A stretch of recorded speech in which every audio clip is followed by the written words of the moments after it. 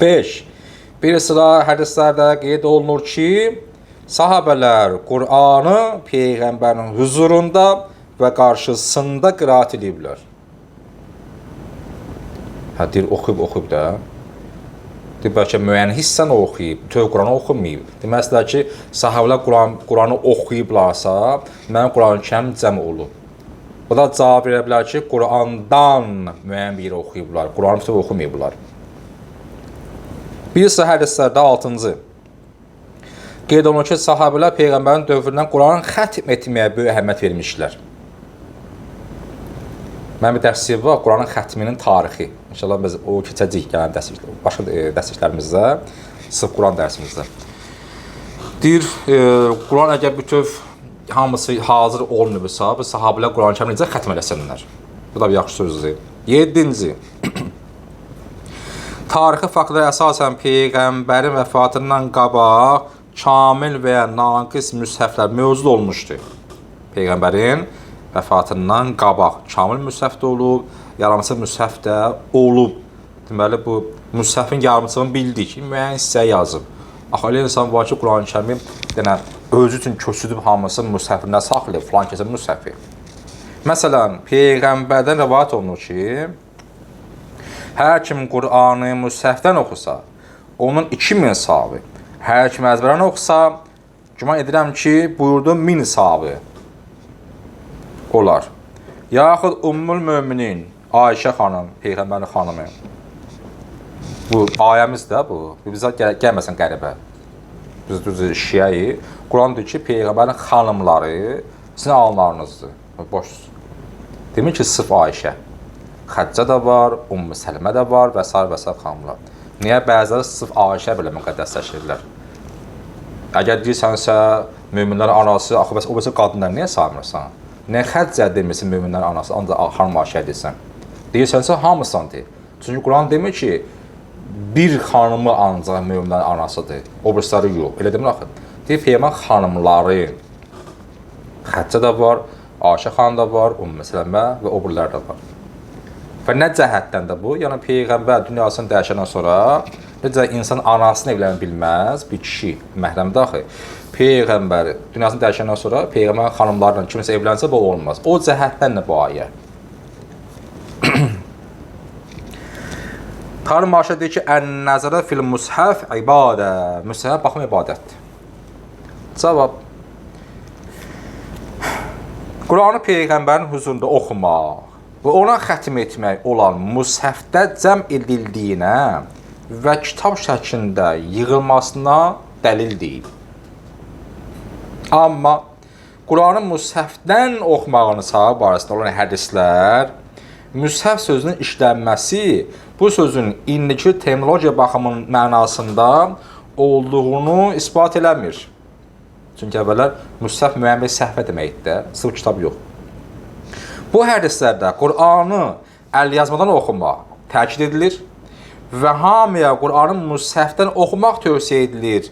Halbuki, əgər fərz etsək, Peyğəmbər vəfatından qabaq az sayda sahabənin özə məxsus müshəf olmuşdur, heç şübhəsiz cəmaatın çoxu belə müshəflərdən məhrum olmuşlar. Bir də 2 nəfər insanın müshəfi olub. Deməli, bu hədislərdə müshəf dedikdə, böyük ehtimalla bu toplum, bu məcmua deyil. Qur'an əlyazması tutulur nəzərdə. Yaxşı laf deyə o müshəfdən bir dənədir. Cəmaatın yoxudur. Qur'an əlyazması. Fakt yazılıb da bu. Bir nə də olsa, fakt yazılıb. Qur'an-ı Kərim deməli, hamısı o dövrdə, Peyğəmbər dövründə yazılıb. Bir nəfər də onu özü üçün yazıb. Cəmaatın yoxudur, cəmaatın vardır, bu mağı deyil. Bir nəfər özü üçün bütöv Qur'anı köçüdüb yenə bir müshəfə. Nə qəbahəti var? Bu da mənim fikrimdir. Burada, yəni bunun sözünə fikrimə bir şey gəldi. Başqa ehtimala görə isə bir neçə surədən ibarət məcmuələr o zamanlar müshəf adlanmışdır. Bütöv Qur'andan yox. Bir neçə surəni belə müshəfində yazan kitablara da müshəf deyirlər. Yəni, müshəf sırf kitab mənasında deyil. 1, 2, 3 ayə, 5-6 da surəni yazılan kitaba da müsəf deyilir. Müsəf həmişə deməli kitab mənasını deyil. Bu da bunların cavabı o şəxslərə. 8-ci.